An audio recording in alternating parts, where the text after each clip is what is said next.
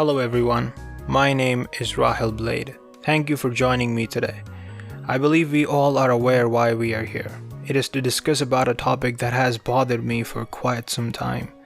It is this notion, this idea that video games are nothing more but a waste of our precious time. I have prepared an academic level presentation to counter this outdated perspective. You can see the table of contents, that is the scope of our discussion today. Let's get started. Esteemed members of the audience, displayed on your screen are some articles of creative expression. A painting, a book, a film, and a music album. All of these fall under the category of art, and rightfully so. Now what if we took all of these different mediums, combined them into one, and added a level of interactivity to them? Wouldn't that classify as art too, or perhaps even a more superior classification as high art? I am talking about the likes of Red Dead Redemption 2, Cuphead, Silent Hill 2, or Minecraft. These are just a few selected examples out of countless others that reinforce video games as a beautiful platform for creative expression.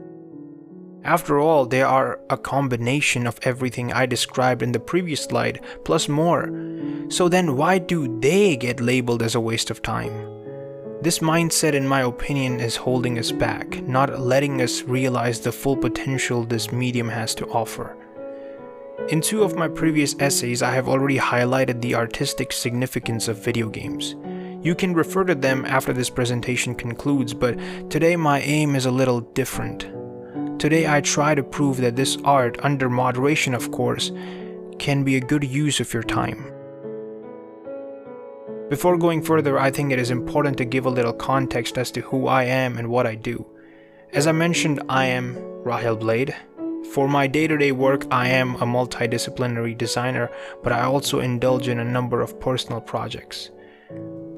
These include video essays, music production, singing, songwriting, video game development. We will talk about that later. I've also made short films, written ebooks, and even dabbled in podcasts, audio logs, although I am a bit inconsistent on that final one. I mention all of this to sell you upon the concept of balance. Despite all of the mentioned affairs constantly requiring my time and attention, I still need things that provide inspiration, support, and relief. Aside from the gravity that weighs us down on a physical level, there are certain unavoidable obligations and burdens that weigh us down on a mental level. Responsibilities, jobs, bills, anxiety, and stress, just to name a few. If we don't balance these out, then we might slide into depression and decay. This is where we require a bit of support and relief. Friends and family, video games, exercise and meditation, all providing us with moments of escapism, saving us from potential mental and emotional catastrophe. Of course, your two sides of the scale may look different than what is shown over here. The art lies in keeping them stable. Neither side should weigh heavier than the other. This art of balance is directly proportional to the art of self-discipline. Let me communicate more effectively what I mean by using the modern-day smartphone as an example. You can use your device to waste your time, lusting over every form of cheap dopamine you can find, or you could turn it around and use it for more productive purposes. The choice will always remain in your hands. Video games and honestly all forms of art have those two sides. So first, let's talk about the benefits that the gaming medium offers. Exhibit A. It is used for education. Do you know that there is a separate version of Minecraft that aims to cultivate learning through interactivity? It covers many programs from computer science to art and design, and according to the official website, it is used by 40,000 school systems spread across 140 different countries. Well, that's one example. On the other end of the spectrum, you have a game like Kerbal Space Program, which focuses on space flight simulation. The in-game objects are simulated using Newtonian dynamics, which makes it a great reference tool for the study of orbital mechanics. Honorable mentions include the Civilization series used for studying history, SimCity and City Skylines used for developing management and problem-solving skills. Next positive effect of this medium is the sense of comfort and relaxation certain games provide. Important mention goes to Animal Crossing: New Horizons. This game provided a sense of normalcy during the COVID pandemic. There are countless relaxing and meditative titles to choose from. A great example is Dwarf Romantic. Highly recommended whenever you feel anxious. It has a very calming effect. Moving on, cultivation of curiosity and imagination. There are specific titles that don't hold your hand and are rooted in exploration and adventure. Outer Wilds and Zelda Tears of the Kingdom, just to name two. These are designed in a manner where the driving force is the player's own curiosity. They end up becoming a wonderful platform for unlocking your own inner artist. And we love emphasizing the benefits of a physical workout, but what about a mental one? Video games help in that regard too. Some of the most complex and thought-provoking puzzles can be found inside this interactive medium. I recently finished Lorelei and the Laser Eyes, wrote an entire essay singing its praises, and then games like The Witness or Myst or Return of the Obra Dinn or Portal 2, or I can just keep going on and on, you get the point. At this moment I think the message is quite loud and clear, but I got one more for you, and this one's quite important. Increase your attention span by playing long-form text-based games like Disco Elysium or Phoenix Wright or Planescape Torment. If you find the art of reading books too boring, then this is the next best solution. You have to pay attention to conversation in these titles because they matter. You cannot skip the dialogue because the dialogue is the game, and these are very well written. Disco Elysium especially, it's got a very poetic nuance to its writing. Well, that settles the positive effects that the gaming medium has to offer, but allow me to tackle some criticisms as well. We will go into each one of these in detail. Just give me a second, gotta switch to the next slide. Yes, first up, a pretty overused one is that gaming can lead to violence. Now, what we consume does have the power to influence us either positively or negatively. Studies have shown that playing violent games for long durations like Grand Theft Auto, or honestly a better example would be Manhunt, they do result in short-lived aggressive behavior, but it is not enough to result in outright hatred for the human life.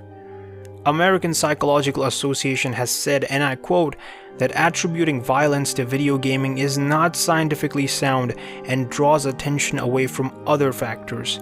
End quote. That being said, just for the sake of mental well-being, if you find yourself playing a lot of violent games, it's best for you to take a break and play something like a short hike instead. Overall, I think most people have the cognitive ability to recognize what is reality and what is fiction, and that's important. This one I've already tackled. Games can cause addiction. I've already settled this in The Art of Balance. Don't let either of those two sides overpower the other. Maintain moderation at all times. You get the drift of that one. Last but not the least, the criticism that some games are definitely a waste of time. Well, maybe. Listen, I have read so many times that players who exclusively dedicate their time to competitive online games, they got burned out. These games are designed to be addictive. They are exactly like short-form content, offering a quick burst of dopamine release. That's why most of these type of games are free, because that tempts people to just try them out. And when they're paid, they fail to gain attention, and they disappear mysteriously after a couple of days of existence. People have spent thousands of hours and even dollars in the likes of Valorant and Apex Legends. You cannot compare these titles to those that were made with genuine artistic intent behind them. While it is fine to play these games for fun and moderation, getting addicted to them and refusing to explore new horizons is certainly a waste of your time. Let me be very clear here. In moderation, these online games too are beneficial. They can help with social anxiety and can improve your communication skills, but again, balance is important. While we are here, let's talk about my games. Were they a waste of time? It depends. They were all demos, proof of concepts you could call it. Rahil's Paradox is the one I'm fond of the most, as I do believe some of the ideas there are pretty interesting. The last brain cell, however, was something I made in under 48 hours for a game jam project that had the theme Unexpected. As it is to be expected, that game is a very weird one. Look, I learned a lot from working on these projects. I learned how to code, I did the art by myself, I designed the levels and the UI by myself. The soundtrack was also original, I made that too. Most importantly, I learned that it is not easy to make good games. Going through that whole process, it increased my appreciation for this art form, and I will always cherish that. They are free to play and last only about 20 minutes long. They might be in the waste of time category for the rest of the world, rightfully so, but they are not for me, because it is important to distinguish the developer side of it and the consumer side of it. Speaking of which, we have to talk about the fact that the existence of video games have opened up various employment opportunities across the world. Currently, the corporate side of this industry has become stagnated due to a lack of innovation. For exactly the opposite reason, the indie scene is quite thriving.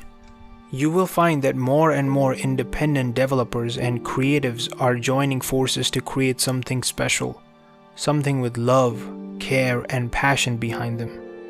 As a result, some of the most beloved titles from the last couple of years were made by a small group of passionate people. I want to take this time to thank them, and I also want to leave behind a small message. Almost all of these indie success stories today were a result of people trying, just trying. They started small. A lot of these games are not their first. Everyone loves and adores a finished product. People will love you when you are successful. In your struggling days, few will cheer for you because they don't see your vision. I want to use whatever small platform I have today to remind you that your ideas, as long as they don't hurt anyone, and if you genuinely believe they can enrich people's lives in one way or the other, please try. You never know where that will take you.